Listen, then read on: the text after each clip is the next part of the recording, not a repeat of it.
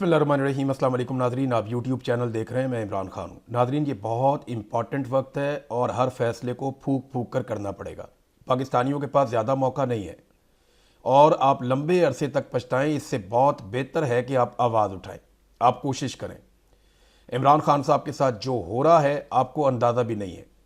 बहुत सारे सोर्सेज ने मुझे ये बताया, जिनमें कुछ सहाफ़ी भी हैं, कुछ दीगर सोर्सेज हैं। अब अगर नाम लेंगे तो उनके लिए बड़ा इशू हो जाएगा, लेकिन ये बात कंफर्म है कि जितना मेडिकल रिपोर्ट में दिया गया ये सेंसर्ड है। यानी हम नहीं जानते कि इमरान खान साहब की हालत कितनी ख़राब है, और जो मेडिकल रिपोर्ट के अंदर बताई गई क्या उतनी ख़राब है? क्योंकि मेडिकल रिपोर्ट में कोशिश की जाती है कि सनसनी ना फैले और वो चीज़ें ना बताई जाएं जिनसे लोगों में बेचैनी फैल जाए, तो वो आहिस्ता आहिस्ता चीज़ें बाहर निकाल रहे हैं। इमरान खान साहब को कैद तन्हाई ने बुरी तरह डैमेज किया है। उस आदमी ने इस बात की, यानी इसके बारे में पहले से बताया था कि ये मेरे साथ ये करेंगे, क्योंकि वो टूट नहीं रहा था, तो इनके पास कोई और हल बचा नहीं है। वो साबिक वजीर आज़म है, उसको कैद तन्हाई में उठाकर डाल दिया। उसकी अजियत कितनी है वो मैं समझता हूं, मैं उसको महसूस कर सकता हूं। आप में से सब लोग महसूस नहीं कर सकते, मैं माफ़ी चाहता हूं आपसे, लेकिन आप में 99% से ज़्यादा या 100% लोग ऐसे हैं जिनको पता ही नहीं है कि वो क्या चीज़ है। शायद 50,000 में या लाख में एक आदमी होगा जिसको पता होगा कैद तन्हाई क्या होती है। उसकी अजियत उसी को पता है जिसने उसमें टाइम गुजारा है। ये आप उस्मान डार से पूछ सकते हैं, फ़रूख हबीब से पूछ सकते हैं, 100 इख्तलाफात हों उनसे, सदाकत अब्बासी से आप पूछ सकते हैं, इंतज़ार पंजूथा से आप पूछ सकते हैं। वो लोग जिनको कैद तन्हाई में डाला गया वो आपको बता सकते हैं कि वो क्या अजियत है और कितनी बड़ी तकलीफ है। अब एक्सपर्ट्स की राय आई, मैंने कुछ लोगों को मैसेजेस किए थे, उन्होंने मुझे राय भेजी। एक डॉक्टर आरफ अलवी साहब हैं, उन्होंने बहुत सारे एक्सपर्ट से बात की, साबिक सदर हैं पाकिस्तान के, उनके पास भी एक बड़ी मोतबर राय मौजूद है। अहमद अली खान साहब हैं, कनाडा में रहते हैं, इनका बड़ा एक्सपीरियंस है, इन्होंने भी इन दवाइयों को देखकर इनके बारे में रिसर्च की है, उनकी भी राय मौजूद है। और कुछ मुझे लोगों ने जो इन्फॉर्मेशन भेजी, ये सारी तकरीबन मिलती जुलती इन्फॉर्मेशन है। ये सारी चीज़ें मैं आपके सामने रखूं तो इमरान खान साहब के साथ हो क्या रहा है, इसको सबसे अच्छा एलेबोरेट किया डॉक्टर आरफ अलवी ने। वो कहते हैं जो सबसे ज़्यादा परेशानी वाली बात है वो ये है कि उनकी जहनी दबाव और इस्तराब की एक कैफियत है, कि उनके ऊपर एक जहनी दबाव है। दिल की धड़कन में बेतरतीबी है, कभी ज़्यादा हो जाती है, कभी कम हो जाती है, ब्लड प्रेशर ऊपर नीचे जाता है और बढ़ता हुआ ब्लड प्रेशर। रिपोर्ट में नींद की कमी का जिक्र नहीं है, लेकिन अगर आप दवाइयाँ देखें तो उनके अंदर ऐसी दवाइयाँ मौजूद हैं जो इंसान को सुलाने का काम करती हैं। मैं इमरान खान को, वो कहते हैं 35 साल से जानता हूँ, इससे ज़्यादा टाइम हो गया। ज़हनी दबाव कभी उनकी कमज़ोरी रहा ही नहीं, और जो भी इमरान खान को जानता है वो आसाब की जंग का मास्टर है। ये उसके आसाब तोड़ने के लिए, उसको ज़हनी तौर पे दबाव में लेने के लिए कैद तन्हाई में रख के जुल्म कर रहे हैं, टॉर्चर कर रहे हैं। कौम का सबसे मकबूल आदमी, पाकिस्तान का सबसे बड़ा हीरो, पाकिस्तानियों का सबसे फेवरेट शख्स इमरान खान, ये उसके साथ पाकिस्तान के जर्नैल कर रहे हैं। फील्ड मार्शल आसिम मुनीर इसके लिए रिस्पॉन्सिबल है। वो कहते हैं जी कि 3 साल की कैद और मुकम्मल तन्हाई ने इन पे क्या असरात डाले हैं, ये चीज़ अब ये रिपोर्ट खुद बता रही है। वो ये कहते हैं इन वजूहात को समझना बिल्कुल मुश्किल नहीं है।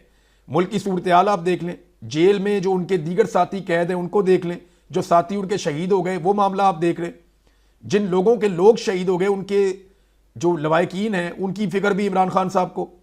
खुद उनकी अपनी एक तन्हाई है, ना अखबार है ना किताबें हैं, बाहर की दुनिया से मुकम्मल तौर पर उनको बेखबर रखा जाता है। और बिलाशुबा बुशरा बीबी, एक उनकी बीवी को उठाकर जेल के अंदर बंद कर देना एक मर्द के लिए, एक इज्जतदार आदमी के लिए बहुत बहुत सीरियस इशू है। फिर जिस तरह उनकी बहनों को मारा जाता है, उन पर तशद्दुद किया जाता है, कारकुनों और पार्टी के बारे में भी उनको फिक्रमंदी रहती है। ये सारी चीज़ें आप इकट्ठी करें तो ये किसी भी बहुत मजबूत और लोहे के आसाब वाले आदमी को भी अजियत देने वाली चीज़ें हैं, और इमरान खान साहब के साथ यही सब कुछ हो रहा है। अगर आप दवाइयों को देखें तो उसमें उन्होंने 2 दवाइयों का नाम लिया। उन्होंने कहा ये दवाइयाँ दिन में 3-3 बार दी जा रही हैं। ये लेक्सोटनिल को तो मैं भी जानता हूँ, ये इंसान को जो है वो ज़हनी सुकून देने वाली दवाई है और इंसान को सुला देती है, लेक्सोटनिल। और ये दिन में 1 दफ़ा अगर आप खा लें, आधी गोली खा लें तो ये बहुत होती है। वो कह रहे जी 3-3 मरतबा इमरान खान को ये दवाई दी जा रही है, ये तो इमरान खान साहब की ज़हनी हालत को ख़राब कर देगी जैसी ये दवाई दी जा रही है। और जो उनका इस्तराब है इस वक्त, इसका मतलब है वो अपने अरूज पे है। उनके दिल की धड़कन 54 फी मिनट है। डॉक्टर उसे नॉर्मल कहेंगे, लेकिन उनके लिए ये नॉर्मल नहीं है। उनकी दिल की धड़कन सारी जिंदगी 40 की दहाई के इब्तदाई हिस्सों में रही है, जो एक ताहयात फिट खिलाड़ी की निशानी है। 54 तक पहुंचना एक बहुत बड़ी तब्दीली है। दिल की धड़कन में बेतरतीबी की शिकायत भी आई है। यह ऐसी बात नहीं है जिसे नोट करके नजरअंदाज कर दिया जाए। अब कुछ उन्होंने प्रोसीजर्स बताए, जो मुख्तलिफ डॉक्टर हैं वो बता रहे हैं कि कुछ चीजें फौरी तौर पे इमरान खान साहब के साथ करनी चाहिए। उन्हें 24 घंटे की मॉनिटरिंग मिलनी चाहिए। 24 घंटे उनके साथ कुछ चीजें मुंसलिक करनी चाहिए, जिनमें एक एप्पल की वॉच भी होती है। उसके जरिए से आप देख सकते हैं रीडिंग्स को, हर वक्त आपको पता चलता रहता है कि अब इस वक्त सिचुएशन क्या है और दिल की धड़कन कहां जा रही है, बाकी चीजें कहां जा रही हैं, आप पता कर सकते हैं। दीगर भी बहुत सारे इंस्ट्रूमेंट हैं, उनका भी जिक्र किया कुछ डॉक्टर्स ने। आरफ अलवी साहब ने भी कुछ कहा। उन्होंने कहा कि ब्लड प्रेशर की 3 अलग अलग दवाइयां इमरान खान साहब ले रहे हैं। रोजाना सुबह और शाम बाकायदगी से इसके लिए उनको निगरानी चाहिए, ताकि जो दवाइयों की जो खुराक है उसको दुरुस्त किया जा सके। देखिए, पाकिस्तान में ना ये भी बड़ा इशू है, आपको वो ऑप्शन ही नहीं मिलते दवाइयों के। यानी आपको वो दवाइयों के एमजीज होते हैं ना, कि ये इसमें कितने एमजी है, उसमें कितने एमजी है, तो यहां ऑप्शन ही बहुत कम होते हैं पाकिस्तान में। दुनिया में बहुत सारे ऑप्शंस होते हैं, वो एग्जैक्टली उतनी मिकदार में दवाई देते हैं जितनी मरीज को चाहिए होती है। फिर कोलेस्ट्रॉल को कम करने वाली दवाई भी दी जाती है। ये वो आदमी है जो कोई एक दवाई भी नहीं खा रहा था। इमरान खान साहब जब आसिम मुनीर साहब की कैद में गए तो उस वक्त तक इमरान खान साहब कोई दवाई नहीं खा रहे थे। वो बिल्कुल एक सेहतमंद और सुपर फिट आदमी थे। लेकिन अब ये मल्टीपल दवाई बहुत सारी इमरान खान साहब खा रहे हैं, इतनी सारी दवाइयां उनको दी जा रही हैं। इसका मतलब है उनके हालात जो है वो फिजिकल ठीक नहीं है, उनकी जिस्मानी हालात वो ठीक नहीं है। तिब्बी तौर पे इमरान खान साहब काफ़ी कमज़ोर हुए हैं। फिर ब्लड प्रेशर की दवाइयां इसमें लिखी हैं। साथ उन्होंने बताया कि कुछ टेस्ट हैं जो इमरान खान साहब के फौरी तौर पे होने चाहिए। एक स्ट्रेस टेस्ट है वो होना चाहिए, इकोकार्डियोग्राम टेस्ट है वो होना चाहिए, कार्डिक एमआरआई है वो होनी चाहिए, फिर कार्डिक आर्टरी कैल्शियम स्कैन है वो भी होना चाहिए। तो कोलेस्ट्रॉल जो बढ़ा हुआ है उसका पता करना बहुत ज़रूरी है। और अगर तो कार्डिक सीटी एंजियोग्राम अगर ज़रूरत पड़े तो ये भी, और दीगर बहुत सारे टेस्ट हैं जो इमरान खान साहब के होने चाहिए। मैं सख्त परेशान हूं कि तन्हाई के जिस्म पर जिस्मानी असरात अब मुरतब कर रही है। फौरी तौर पे अगर इस मसले को हल ना किया गया तो इमरान खान साहब को नाकाबिले तलाफी नुकसान हो सकता है। एक आज़ाद और गैर जानिबदार तिब्बी बोर्ड बनाया जाए। उनका खानदान और पाकिस्तान के सरकारी डॉक्टरों पर बिल्कुल एतमाद नहीं है, लिहाजा प्रोफेशनल डॉक्टर्स की मौजूदगी में, इमरान खान साहब के अपने डॉक्टर्स की मौजूदगी में एक बाकायदा बोर्ड बनना चाहिए और इन सारे मामलात को देखा जाना चाहिए। उन्होंने कहा सरकारी डॉक्टरों ने तो नवाज शरीफ के प्लेटलेट्स भी ऊपर नीचे कर दिए थे, आपको याद होगा अच्छी तरह। तो इमरान खान साहब की रिपोर्टों के साथ क्या किया जा सकता है ये भी हम अच्छी तरह जानते हैं। तो अगले 3 महीने बहुत अहम हैं, उसमें पता चलेगा कि इमरान खान साहब की हालत बेहतर होती है या मुस्तकिल नुकसान में बदल जाती है। मुल्क को आज इमरान खान की ज़रूरत पहले से बहुत ज़्यादा है। अल्लाह ताला उन्हें सेहतमंद रखे, ये आरफ अलवी साहब कह रहे हैं।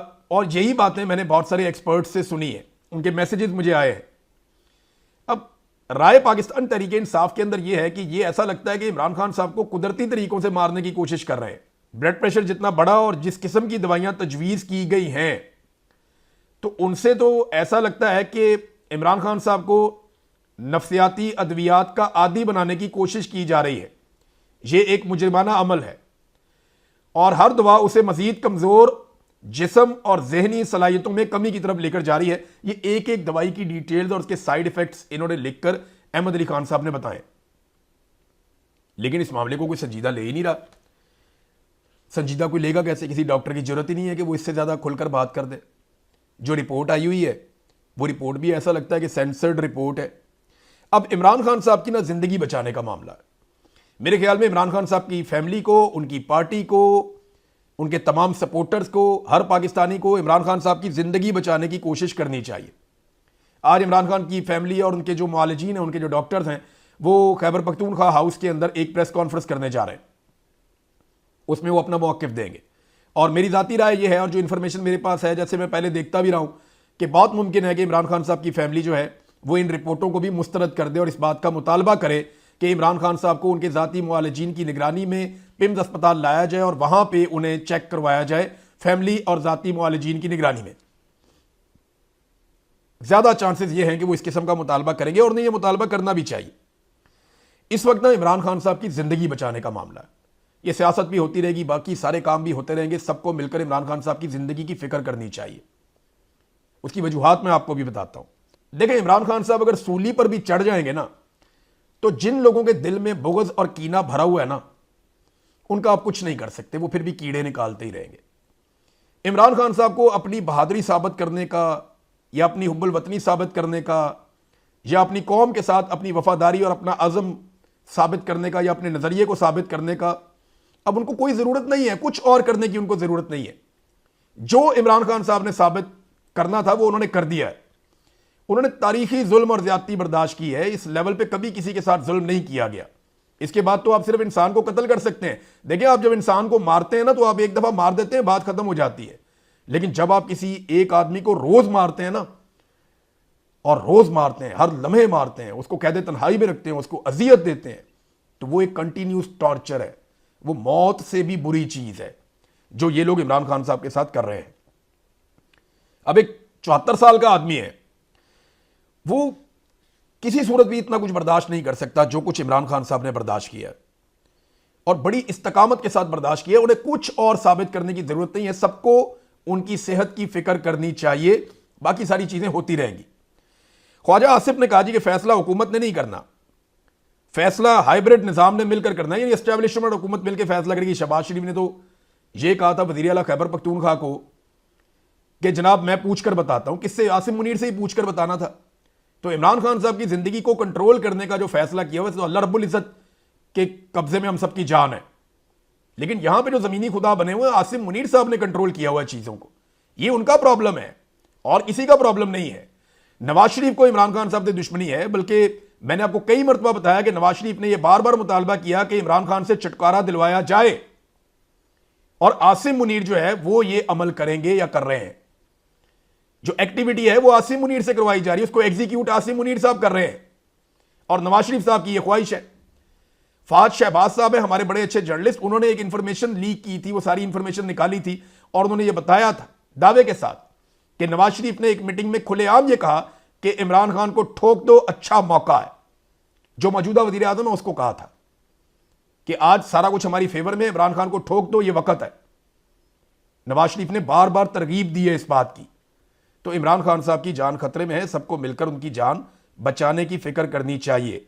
देखिए मसला क्या है, इमरान खान इस सिस्टम की बात है, मिलिट्री एस्टेब्लिशमेंट और अशराफिया, जो निजाम इनको सर्व करता है ना, जिस निजाम के ये बेनिफिशरी हैं, इमरान खान उस निजाम की मौत है।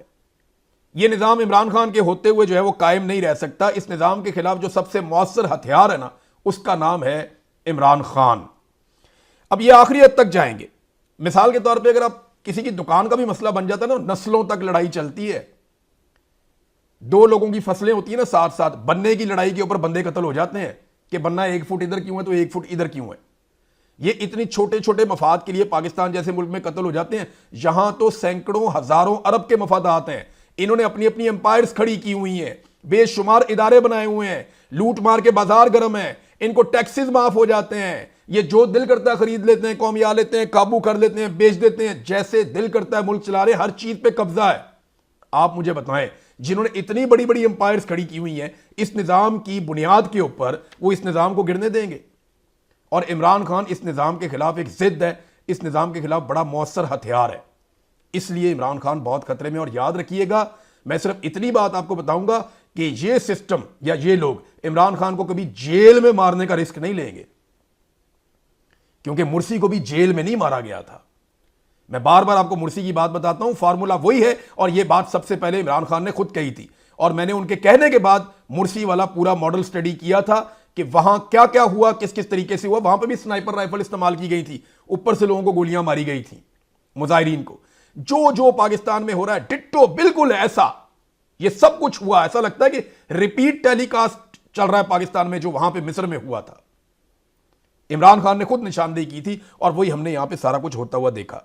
यह निजाम ना इमरान खान को पहचान गया, और वो रिस्क नहीं लेंगे, और जेल में मारने का रिस्क तो बिल्कुल नहीं लेंगे। लिहाजा ऐसा बंदोबस्त करना चाहिए, आलमी सतह पर आवाज उठानी चाहिए, और इमरान खान साहब की हिफाजत इस वक्त सबकी जिम्मेदारी होनी चाहिए। ख्वाजा आसिफ ने कहा कि हाइब्रिड निजाम हमारे साथ मिलकर यह सारा कुछ करेगा। पाकिस्तान तहरीक इंसाफ ने इसका बड़ा जबरदस्त तरीके से एक जवाब दिया है। सोशल मीडिया पे। उन्होंने कहा ताहयात इस्तिस्ना लेकर भी इमरान खान के नाम से, इमरान खान की आवाज़ से, इमरान खान के अल्फाज से, इमरान खान के पैगाम से, हत्ता कि इमरान खान की एक झलक से भी खौफजदा होने वाला वो बुज़दिल कौन है। अगर जेल में मुझे कुछ होता है तो उसका जिम्मेदार आसिम मुनीर होगा। आसिम मुनीर तारीख का जालिम तरीन डिक्टेटर और एक जहनी मरीज है। इसमें ना कोई इखलाकियात हैं और ना ही इस्लाम की समझ है। इसकी इखलाकी पस्ती की वजह से पाकिस्तान में आइन और कानून मुकम्मल तौर पर खत्म हो चुके हैं और किसी भी पाकिस्तानी के बुनियादी इंसानी हुकूक अब महफूज नहीं है। ये इमरान खान साहब ने कहा था। उनका स्टेटमेंट जो है वो पाकिस्तान तहरीक इंसाफ ने लगाया है। तो नाजरीन, ये सबको फिक्र करने की ज़रूरत है। लड़ाई के बाद जो मुक्का याद आए ना, वो अपने मुंह पे मारना चाहिए।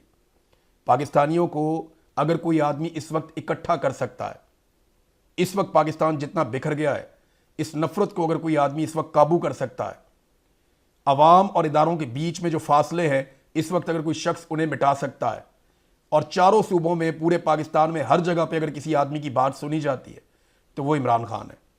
हमें ये मौका बार बार नहीं मिलेगा।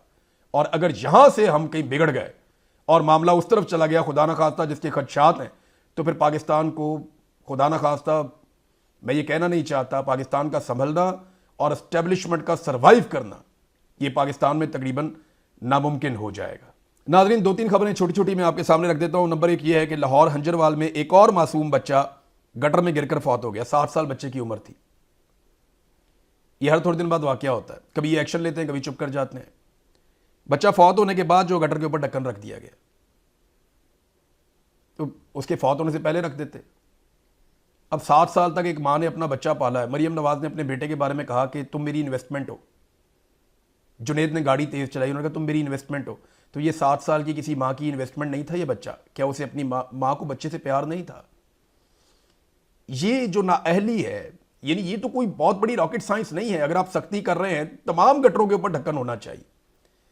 वो बच्चा गटर में गिरता और फौत हो जाता है। बहुत ही अफसोसनाक और तकलीफ दे बात है। नाजरीन, तमगों की लूट से लगी हुई है। 19 वजीरों को तमगे दिए जा चुके हैं। 19 वज़रा को तमगे दिए गए हैं और सिविल अवार्ड्स भी दिए जा चुके हैं। जो सबसे बड़े हैं 10 निशानी इम्तियाज़, आला तरीन अवार्ड है पाकिस्तान का, ये भी वज़रा को दिए जा चुके हैं। पाकिस्तान की नालायक और नकम्मी तरीन हुकूमत है और सबसे ज़्यादा तमगे भी इन्होंने अपनी कैबिनेट को बांट दिए। 19 वजीरों को तमगे बांट दिए। सबसे नालायक, पाकिस्तान का सबसे ज्यादा बेड़ा गर्क इस हुकूमत में हुआ। ये मैं नहीं कह रहा, हुकूमती अदादोशुमार कह रहे हैं, लेकिन सबसे ज्यादा तमगे भी इन्हीं वजीरों को मिल रहे हैं। अंदाजा कीजिए निजाम कैसे चल रहा है। लूट से लगी हुई है। इसको भी तमगा दे दो, उसको भी तमगा दे दो। वो क्या कहते थे, अन्ना वंडे रेड़ियां मुड़ मुड़ अपने आनू, अपनों को देते हैं।